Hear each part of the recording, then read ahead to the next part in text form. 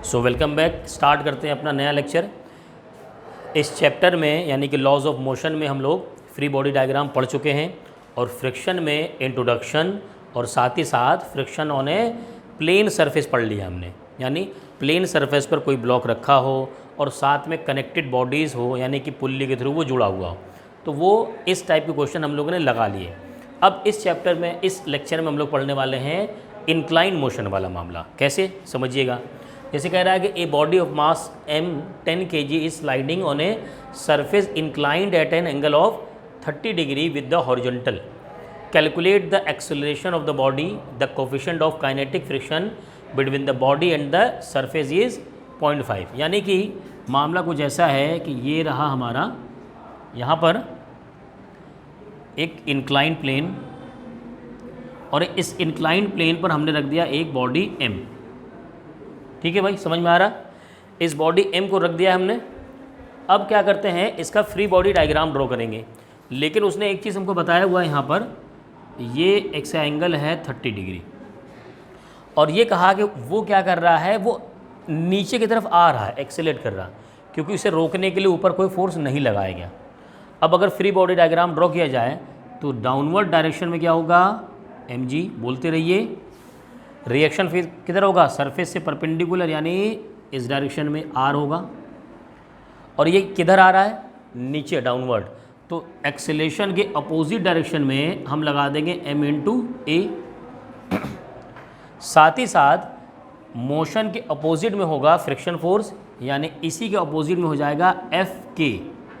मैंने Fk लिया क्योंकि ये चल रहा है और चलते हुए जो फ्रिक्शन लगता है उसे काइनेटिक फ्रिक्शन लिखते हैं।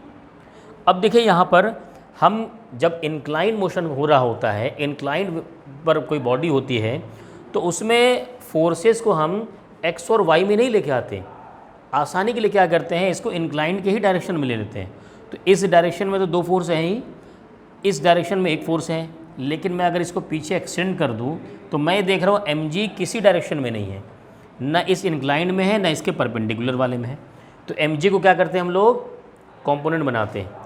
ये एंगल 30 है तो ये कितना होगा, 30। ये मैं सिखा चुका हूँ आपको, फिर से सिखा दे रहा हूँ। ये 30, ये 90 है तो ये 60 और ये 60 तो फिर से ये 30 हो जाएगा क्योंकि टोटल 90 होगा। अब इसका कंपोनेंट बनाएंगे mg का अपने राइट में और लेफ्ट में। तो इधर राइट होगा और इधर लेफ्ट होगा। जिधर थीटा उधर कॉस, तो यहाँ क्या होगा, mg cos 30 और इधर क्या हो जाएगा, mg sin 30। ये कैंसिल। अब देखो हमारे पास सारे फोर्सेस किसी लाइन में आ गए। जैसे मैं कहूँ कि R इज इक्वल टू क्या हो सकता है भाई, mg cos 30, वैल्यू रख दो। m की वैल्यू कितनी है 10, g 9.8, cos 30 की वैल्यू, cos 30 की वैल्यू sin 60 के बराबर, यानी √3/2। कितना आ गया, √3/2। तो यहाँ से आ जाएगा R इज इक्वल टू, यहाँ आ जाएगा, इसको कट कर दोगे ये हो जाएगा 5 और इसको मल्टीप्लाई कर दो 40, 4 5 45 4 49 4, तो ये हो जाएगा 49 इंटू √3, यानी R इज इक्वल टू आ गया 49 √3। समझ में आया इतना। हमने सिर्फ इस वाले फोर्सेस को सॉल्व कर लिया। अब हमारे सामने क्या है, इस वाले में फोर्स है और इसी में एक्सेलरेशन हमको दिख भी रहा है। कहाँ है, ma plus Fk is equal to, इधर क्या है, mg sin 30, वैल्यू रख दो। मास हमें पता है 10a प्लस Fk, ये होगा म्यू के इंटू आर, सही है, is equal to 10 into 9.8 into 1/2, सही है। यहाँ से देखिए 10a प्लस म्यू के की वैल्यू कितनी है, कितने है भाई, 0.5, हाँ 0.5 इंटू 49 √3 इज इक्वल टू, इसको इससे 5 कर दीजिए और ये कितना आ जाएगा, 49 आ जाएगा, सही है। यहाँ से हमें a की वैल्यू निकालनी है, a लिखना भूल गए, तो यहाँ हो गया 10a, इस वैल्यू को उधर लेके जाइए तो ये हो जाएगा 49 माइनस 0.5 इंटू 49 √3। आपको सॉल्व करके a की वैल्यू निकालना है। कर लेंगे सब लोग सॉल्व। चलिए कैलकुलेशन आप करेंगे, चलिए जल्दी करिए, नोट करिए और कैलकुलेशन कीजिए इसका। तो आपने सॉल्व कर लिया। यहाँ पर जो आंसर आ रहा है कितना आ रहा है भाई, 0.65 मीटर पर सेकेंड स्क्वायर समथिंग मुझे ऐसा आ रहा। ठीक है, सीख गए कैसे करना है, फ्री बॉडी डायग्राम ड्रॉ करना है, इक्वेशन बनाना है और सॉल्व करना है। चलिए क्वेश्चन मैं आपको दूसरा देता हूँ, उसको अब आप ट्राई कीजिए, उसके बाद फिर मैं आपको बताऊँगा कैसे करना है। पहले आप खुद से उसे ट्राई कीजिए, है ना।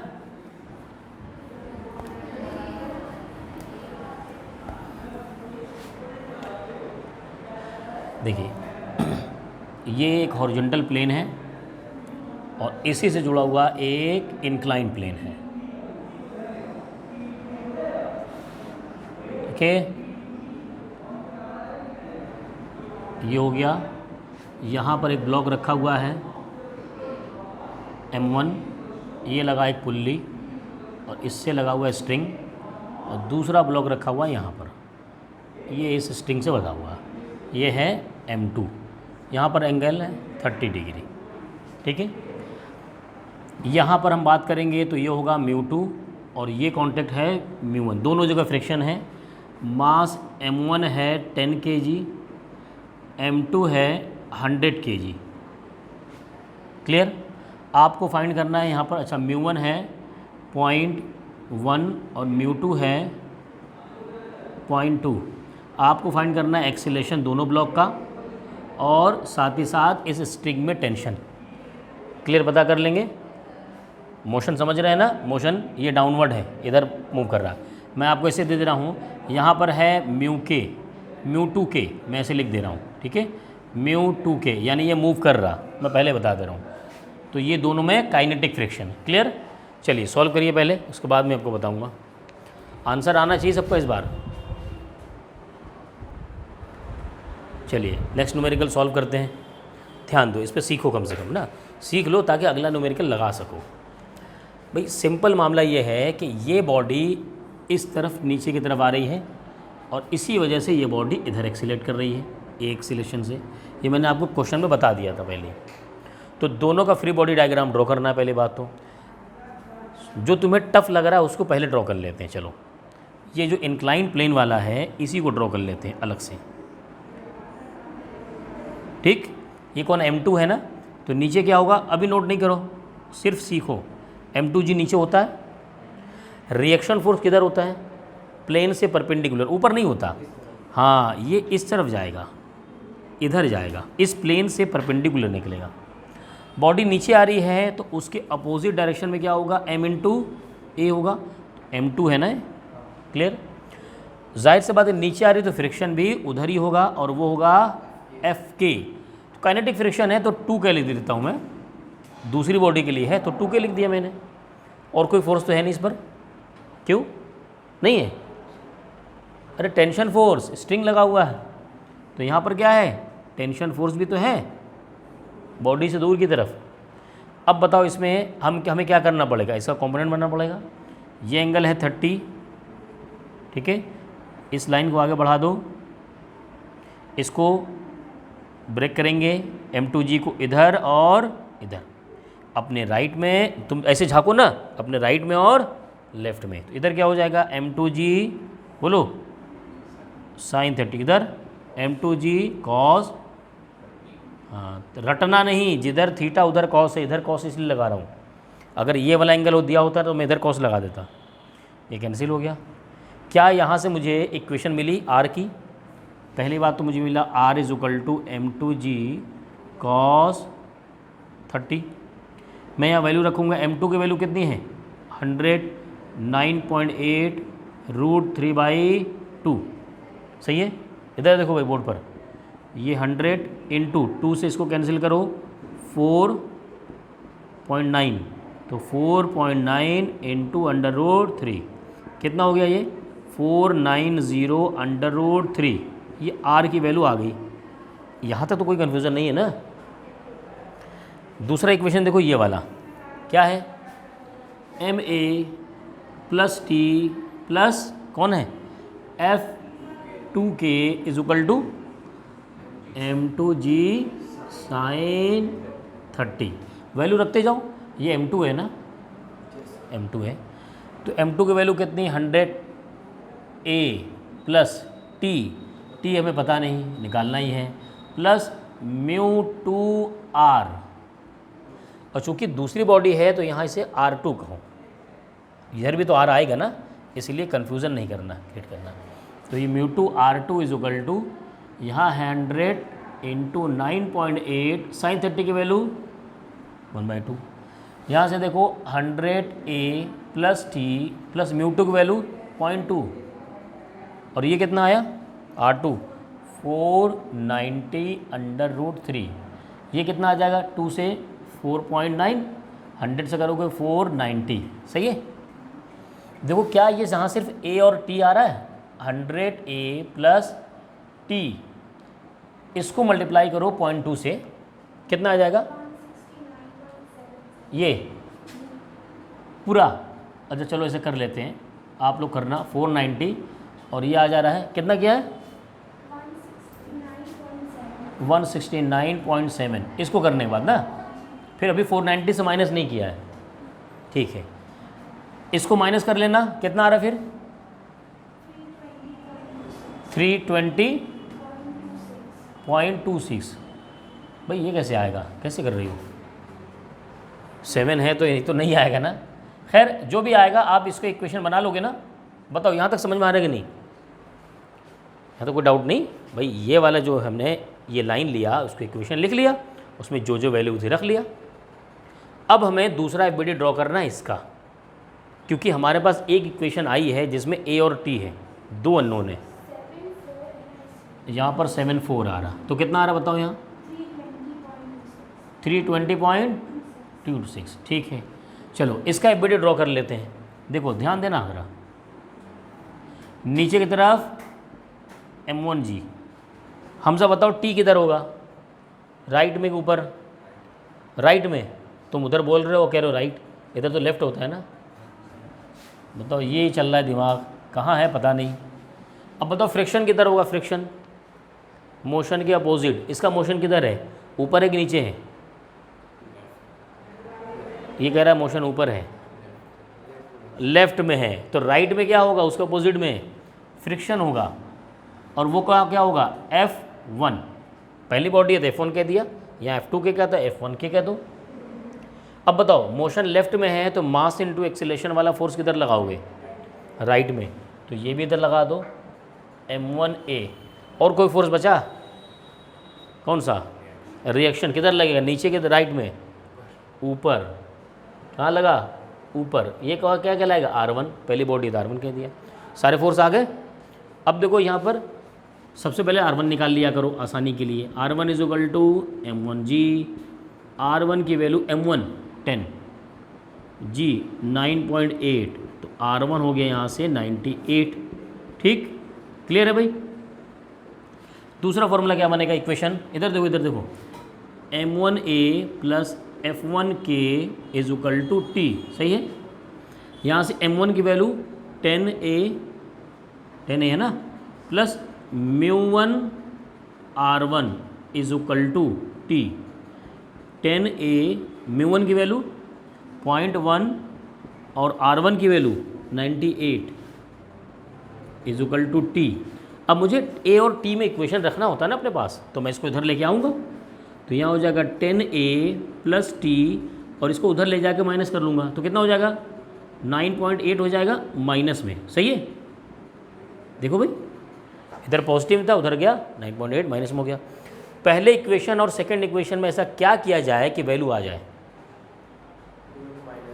दोनों को माइनस कर दो, एक दूसरे से घटा दो, क्योंकि t कैंसिल होने के लग रहा है हमें ना, is equal to 320.26 question first.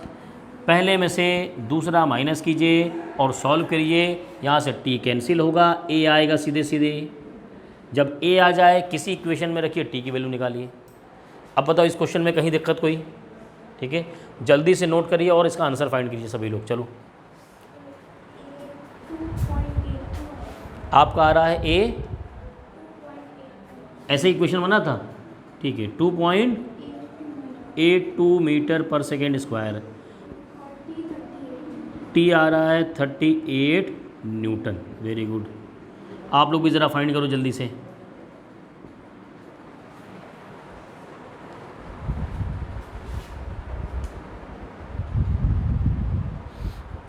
तो नेक्स्ट न्यूमेरिकल लिया है, थोड़ा सा हमने मॉडिफाई किया इसमें। क्या मॉडिफिकेशन किया है? एक तो एक ब्लॉक मैंने राइट में जोड़ दिया और दूसरा मैंने इसका मोशन अब अपोजिट कर दिया। पहले ये ब्लॉक नीचे आता था, इस बार क्या किया मैंने ऊपर चढ़ा दिया। फ्री बॉडी डायग्राम ड्रॉ करने में अगर आपको बेसिक क्लियर हैं तो आप किसी भी बॉडी का ड्रॉ कर सकते हो। देखो ध्यान देना। चलो आप ही के सामने ड्रॉ करते हैं, इस ब्लॉक का ड्रॉ करते हैं। क्या करते हैं, पहले इसको अलग से बाहर बना लेते हैं, यानी मैंने कहा था ना इसको आज़ाद कर लेते हैं और फिर इसको यहाँ पर बना लिया। ये कौन है? M1 है ना, इसका वेट नीचे M1G। ये तो ड्रॉ कर सकते थे तो क्यों नहीं किया इसको? जितना फोर्स आता है पहले वो तो ड्रॉ कीजिए। मैं कह रहा हूँ जितना रास्ता आपको पता है, दिख रहा है, उतना ट्रैवल कीजिए। हो सकता है आगे जो कोहरा हो, पहुँचने के बाद फिर दिखे रास्ता। समझ गए? तो ये हो गया। अब रिएक्शन फोर्स भी पता है आपको, सरफेस से इधर निकलता है। ये हो गया R1। एक बात बताओ, रस्सी बंधी है इसमें स्ट्रिंग, ये मैंने कहा रस्सी के डायरेक्शन में क्या होता है? टेंशन फोर्स बॉडी से दूर की तरफ, और ये 1 है तो इसको वो कह दो 1। मोशन किधर है इसका? ऊपर, ऊपर मोशन है तो मास इनटू एक्सेलरेशन किधर लगेगा? इधर नीचे, यानी इधर लगा दो mass into acceleration, m into m1a।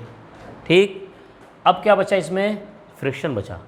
ऊपर ही है तो फ्रिक्शन भी अपोजिट में इधर ही लगा दो, और वो क्या हो जाएगा? F1।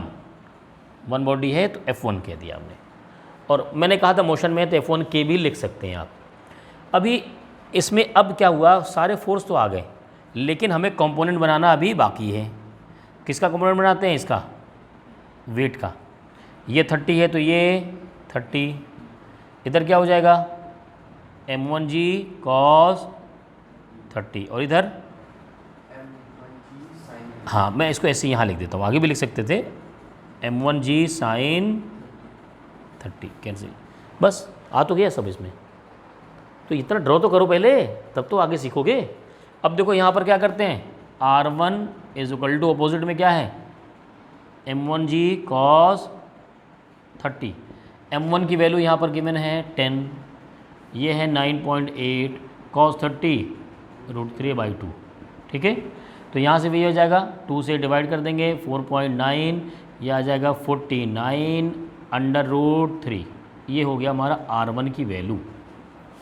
ये वाले डायरेक्शन में हमने फोर्स को इक्वल कर लिया। अब इस वाले चलते हैं, क्या हो जाएगा यहाँ से? इधर कितना है? M1A plus F1 plus M1G sine 30 is equal to, इधर कौन अकेला, कौन है? Tension T1। अकेला टेंशन ही आदमी के लिए काफ़ी है, निपटा देता है आदमी को। ठीक, तो M1 की वैल्यू पता है भाई कितना है? 10A। F1 की वैल्यू क्या लिखते हैं हम? μ1 R1, ये तो लिखते हैं, plus M1 10 9.8 sin 30 1/2 is equal to T1। 10A plus μ1 की वैल्यू 0.1, क्या R1 आ चुका है? 49 √3। ठीक है, ये आगे पूरा, और यहाँ से इसको फिर वैसे कट कर दो 4.9, तो ये हो जाएगा 49। ठीक है, इज इक्वल टू T1। देखो कितने अननोन है, A और T1 एक साथ कर लो, तो 10A माइनस T1, इसको इधर ले आए, ये आ जाएगा, उधर चला जाएगा 49 माइनस 99 लिख दिया मैंने, 49 माइनस ये 0.9 से मल्टीप्लाई करो, क्या हो जाएगा? 0.1 से, तो 4.1 हो जाएगा ना, तो ये हो जाएगा 4.1 √3। सॉल्व कर लोगे इसको, तो ये आ जाएगा 10A माइनस T1 समथिंग, यहाँ आएगा इक्वेशन 1, यहाँ समथिंग आएगा। यहाँ तक क्लियर है? बताओ कोई डाउट? ठीक है, चलो दूसरा एक बॉडी ड्रॉ करते हैं। इस वाले बॉडी को ले लो, कौन है भाई? M2, तो यहाँ नीचे आ गया M2G। बताओ इसमें कितनी रस्सी बंधी है? स्ट्रिंग कितने हैं? 2। एक रस्सी ये हो गई, एक रस्सी ये हो गई। अभी मैंने देखो एरो नहीं बनाया, खाली रस्सी बनाया। मैंने कहा ना रस्सी में बॉडी से दूर की तरफ टेंशन, तो ये रहा बॉडी, और बॉडी से दूर एक इधर टेंशन, एक इधर टेंशन। उसका नाम है 1 तो इसको लिखो T1, इसका नाम है 2 तो इसको लिखो T2। हो गया। अब ये बॉडी यहाँ रखी हुई है तो रिएक्शन फोर्स लगेगा बॉडी पर, ऊपर की तरफ R2। ये किधर जा रहा है, ये किधर मूव कर रहा है, राइट में, तो लेफ्ट में यहाँ बनाओ M2A, और राइट में जा रहा है तो फ्रिक्शन भी लगा दो यहाँ पर F2। ठीक, सारे फोर्स आ गए। यहाँ देखो बनाओ R2 is equal to M2G, सही है ना। यहाँ से वैल्यू रख दो, R2 is equal to M2, M2 की वैल्यू है 100 इंटू 9.8, यहाँ से R2 की वैल्यू आ गई 980, सही है। ये हो गया R2। हॉरिजॉन्टल में बना दो T1 plus M2A plus F2 is equal to T2, सही है। T1 की वैल्यू रहने देते हैं, अभी हम इक्वेशन बाद में सॉल्व करेंगे। M2 की वैल्यू हमारे पास है 100A और ये होगा μ2 R2 is equal to T2। ठीक है, देखो तो T1 प्लस 100A प्लस μ2 की वैल्यू कितनी है 0.2 है ना। हाँ, 0.2 इंटू R2 हमारे पास 980 आ चुका है और ये होगा T2। अब देखो 3 अननोन दिख रहे हैं, T1 A T2, सबको एक साथ कर लो ज़रा।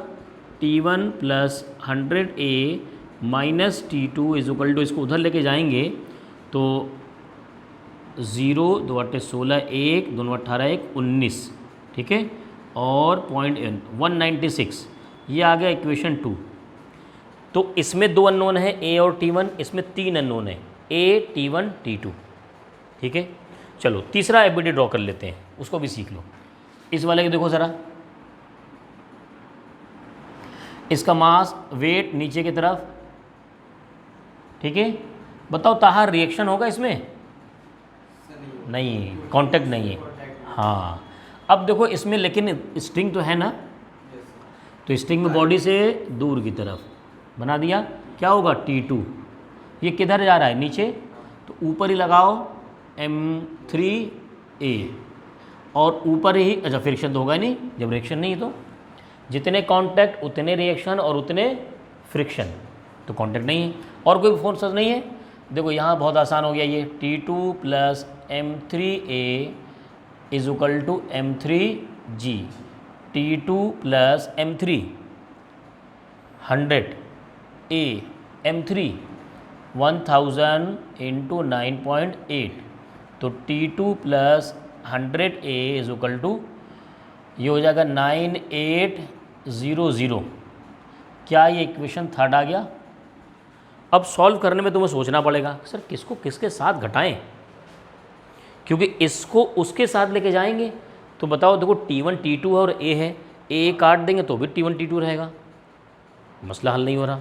एक काम करो, देखो ध्यान देना, तुम यहाँ से T1 की वैल्यू उठाओ, कितना होगा A के टर्म में होगा ना, यहाँ रख देना, तो T1 ख़त्म हो गया, क्या आ जाएगा A आ जाएगा। वहाँ से T2 की वैल्यू उठाओ, यहाँ रख दो, ये भी A आ जाएगा, इक्वेशन में खाली A बचेगा, सॉल्व कर लोगे। एक बार अगर A आ गया तो A को यहाँ रखो, T1 आ जाएगा, A को वहाँ रखो, T2 आ जाएगा। समझ गए, बहुत आसान होता है इसका न्यूमेरिकल, देखने में ख़तरनाक लगेगा लेकिन बहुत आसान होता है। इसका एक सिंपल प्रोसीजर है, उससे फॉलो करते रहो, सॉल्व करते जाओ। ठीक है, सॉल्व करना है और आंसर फाइंड करना है सबको। ठीक है, चलिए नोट कर लीजिए इसको।